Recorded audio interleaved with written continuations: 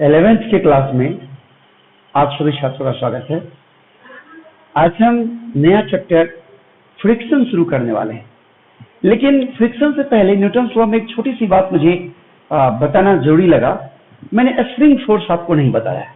थोड़ा सा मैं पहले स्प्रिंग फोर्स पर चर्चा करूंगा कुछ देर, उसके बाद आज हम नया चैप्टर फ्रिक्शन शुरू करेंगे। आइए देखते हैं पहले स्प्रिंग फोर्स क्या होता है।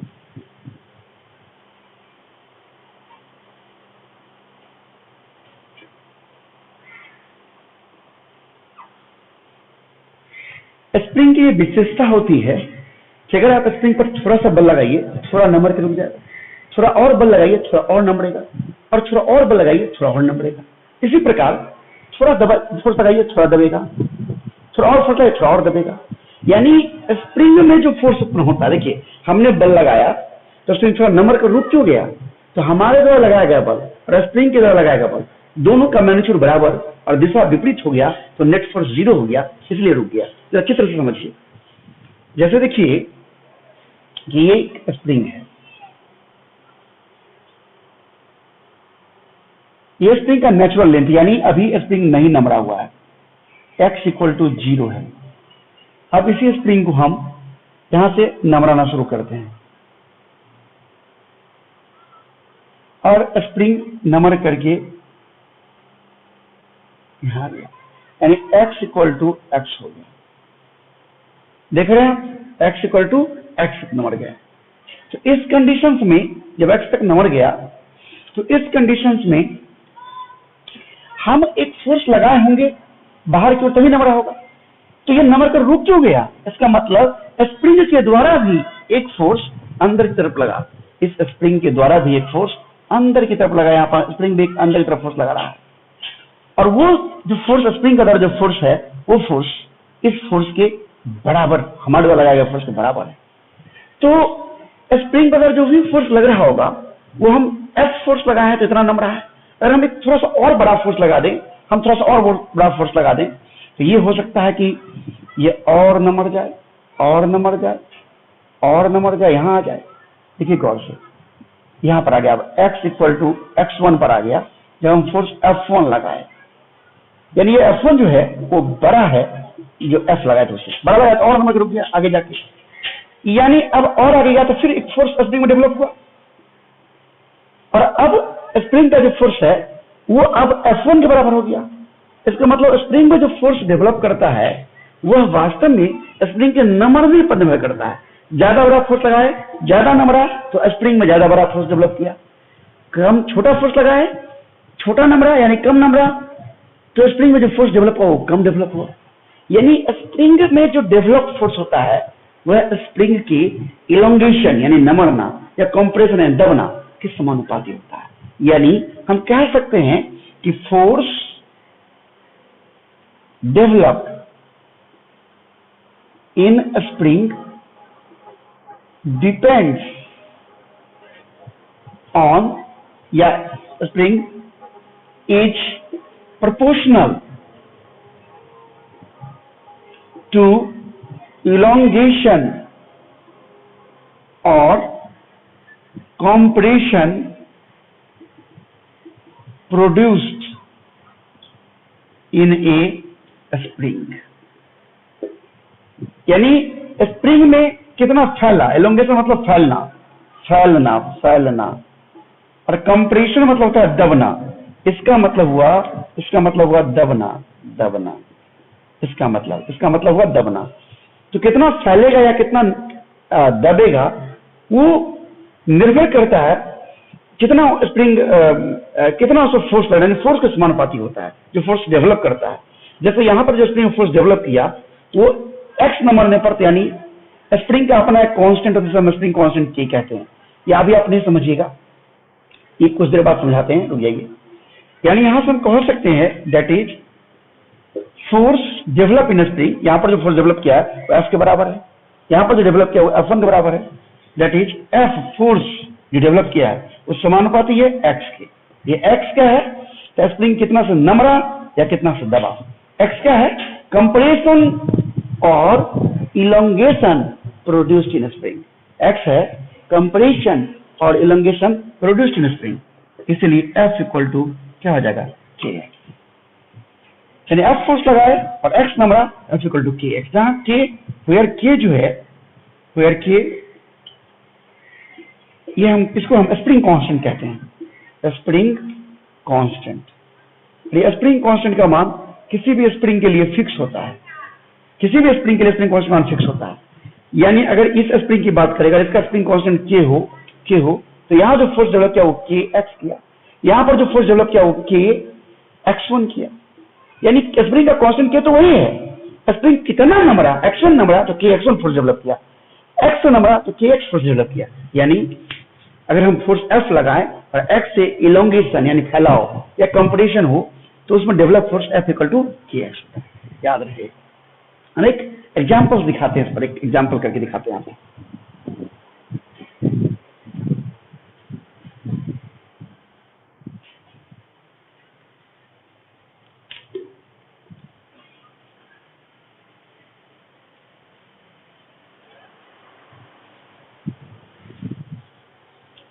यहाँ पर देखिए, मैं अभी इंक डालने लगा था पेन में। ये कहता है एक ब्लॉक 2 kg का लटकाया गया है सीलिंग से through a massless spring of spring constant k का मान दिया हुआ। देखिए ये छत है, इससे एक स्प्रिंग है, इससे लटका दिए हैं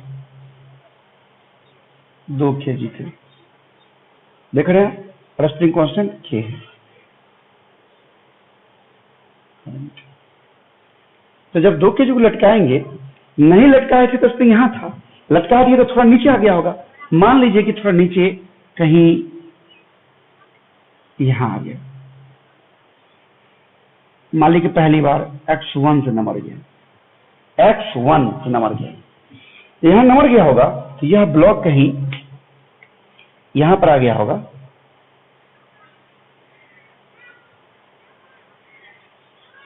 तो एक फोर्स ऊपर लग रहा होगा, एक नीचे लग रहा होगा। नीचे mg यानी 2g लग रहा होगा, mg यानी 2g, और ऊपर kx1, ऊपर जो फोर्स लग रहा होगा वो कितना लग रहा होगा, और kx1 नंबर है, और यहाँ पर नंबर को रुक गया ना, यहाँ से वो जो 2 किलो लटकाया नंबर के यहाँ पर आकर रुक गया, x1 नंबर के रुक गया, इसका मतलब इक्विलिब्रियम में आ गया, नेट फोर्स 0 हो गया, यानी जितना फोर्स ऊपर उतना फोर्स नीचे। तो ध्यान दीजिए, फॉर इक्विलिब्रियम क्या होगा, नेट फोर्स 0 होगा, यानी kx1 बराबर क्या होगा 2g, kx1 ऊपर वाला फोर्स बराबर क्या होगा 2g। यहां से x1 क्या हो जाएगा, 2g का मान अगर हम 10 ले लेते हैं बट्टा k, 2 गुना 10 और k का मान कितना 100, एक जीरो कट गया, यानी 0.2 मीटर, 0.2 मीटर यानी 20 सेंटीमीटर नंबर गया। कितना नंबर गया 20 सेंटीमीटर, 20 सेंटीमीटर, देख रहे हैं आप, तो 20 सेंटीमीटर पहली बार नंबर होगा जब 2 किलो लटकाए होंगे स्प्रिंग को। एक बार ठीक से समझिए, कितना लंबा स्प्रिंग था, 2 किलो लटकाए तो लटक करके नीचे आ गया, यहाँ पर यहाँ गया तो कितना से नंबर गया x1 से नंबर गया तो ऊपर फोर्स कितना लग रहा है kx1, नीचे कितना लग रहा है mg यानी 2g। अब ये इक्विलिब्रियम में है, यहाँ पर नंबर के रुक गया ना, रुक गया मतलब इक्विलिब्रियम में आ गया, मतलब नेट फोर्स 0, यानी जितना फोर्स ऊपर उतना फोर्स नीचे, ऊपर कितना kx1 और नीचे कितना 2g। अब दोनों को बराबर करके हम x1 का मान निकालें। अब इसमें कह रहा है कि 1 किलो और लटका दिए तो फर्दर इलोंगेशन क्या होगा, मेरे पास जगह कम है, पहले आप इसको नोट कर लीजिए, हम इधर फिर बना के दिखाते हैं।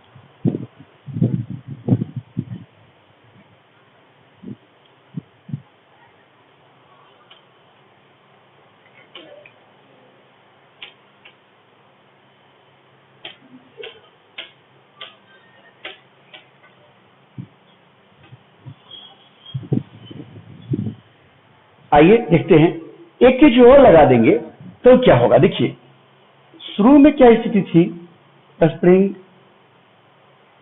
का वास्तविक लंबाई ये था, यहाँ 2 किलो लगाए, 2 किलो जो ही लगाए तो ये यहां तक नंबर करके आ गया था, यहां तक आ गया था, यानी x1 से ये नंबर चुका था।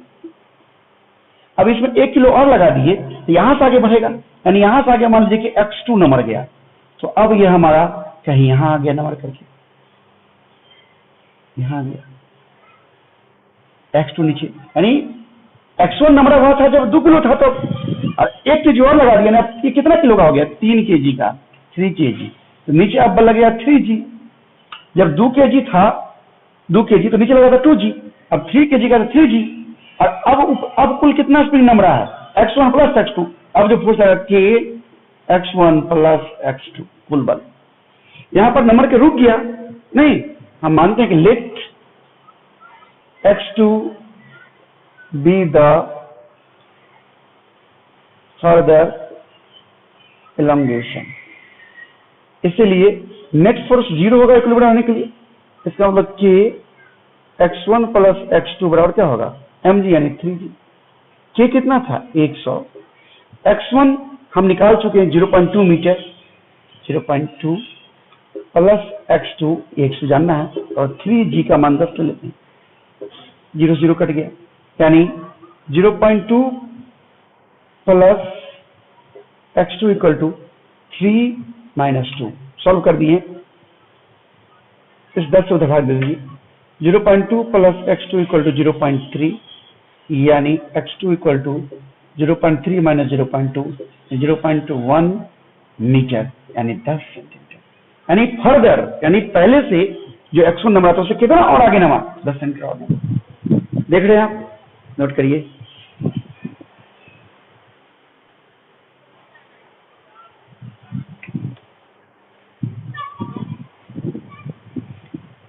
अब हम फ्रिक्शन की शुरुआत करेंगे, नया चैप्टर फ्रिक्शन। हालांकि न्यूटन लॉ से बहुत कुछ सपोर्ट मिलेगा, आगे का जितना भी पढ़ाई है सब जगह, सब में न्यूटन लॉ का इस्तेमाल होगा, लेकिन फ्रिक्शन और न्यूटन लॉ में बहुत हद तक समानताएं हैं। सिर्फ एक बात का अंतर हो जाता है, एक फ्रिक्शनल फोर्स और बढ़ जाता है। न्यूटन लॉ में जैसे फोर्स लग रहा था वही फोर्स इसमें भी लगेगा, लेकिन एक एक्स्ट्रा फोर्स और लगेगा जिसका नाम हमारा फ्रिक्शनल फोर्स होगा। तो सबसे पहले फ्रिक्शन क्या है, हम इस बात से अपनी बात को शुरू करते हैं, प्रारंभ करते हैं। आइए देखिए,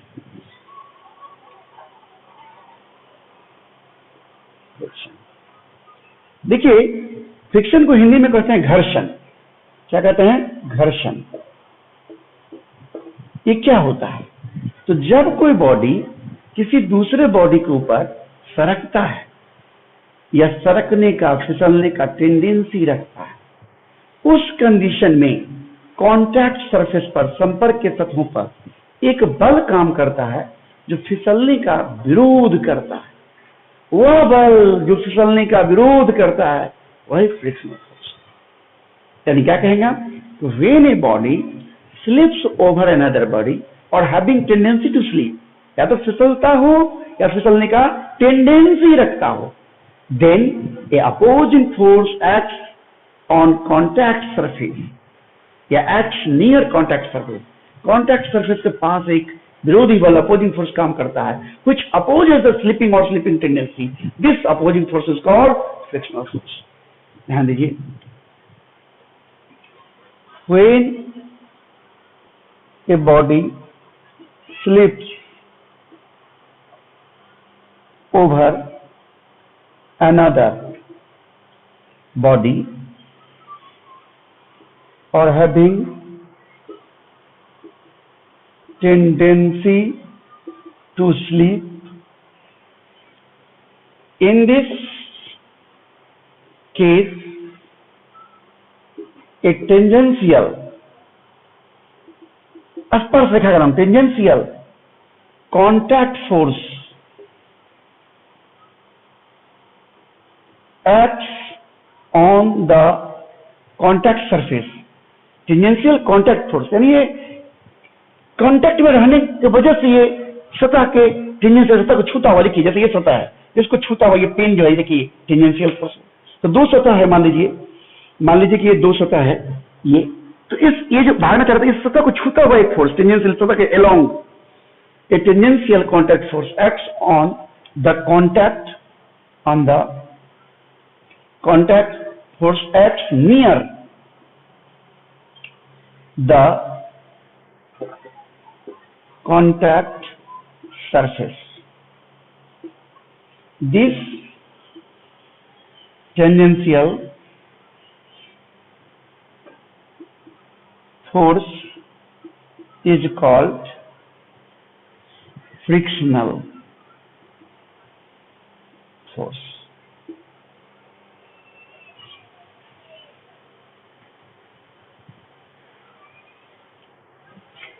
एक मिनट, यहां पर इसको थोड़ा सा हम और अच्छे से कह सकते हैं कि in this case a tangential contact force acts near the contact surface which opposes the slipping tendency, which opposes the slipping, फिसलने का, slipping और slipping tendency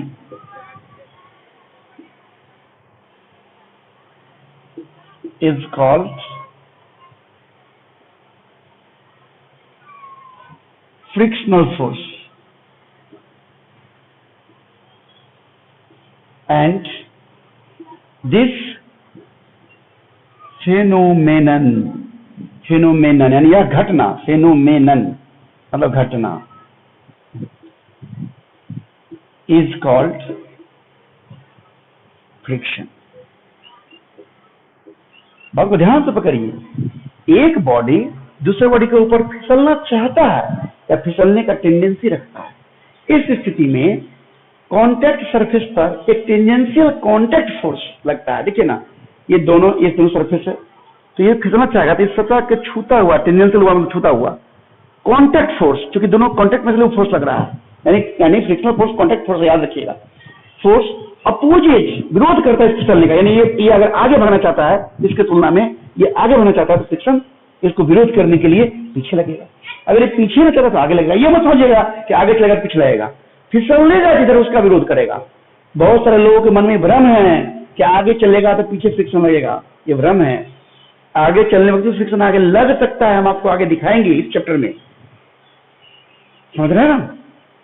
चलने से नहीं होगा, फिसलने का गुण किधर है उस समय।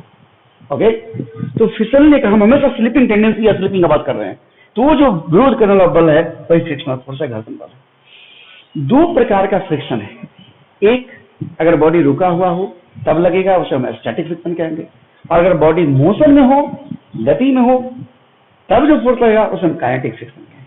बात समझ रहे हैं? There are two types of frictional force,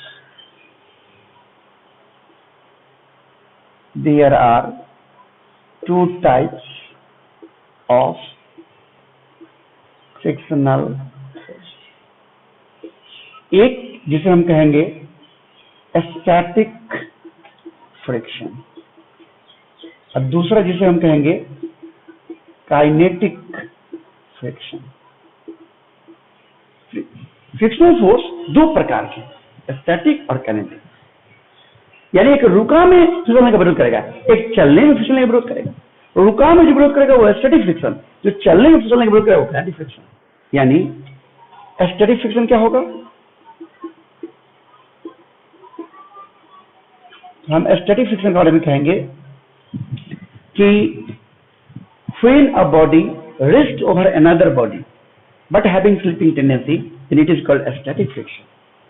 When a body is in motion but having slipping tendency or slipping is called kinetic friction. यानी वैसे बोलेंगे, when a body is in rest but having slipping tendency,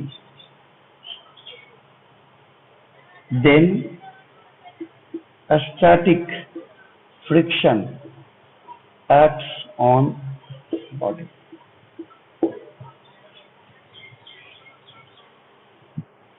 तो body पर static friction लगता है, और जब body motion में हो, गति में हो,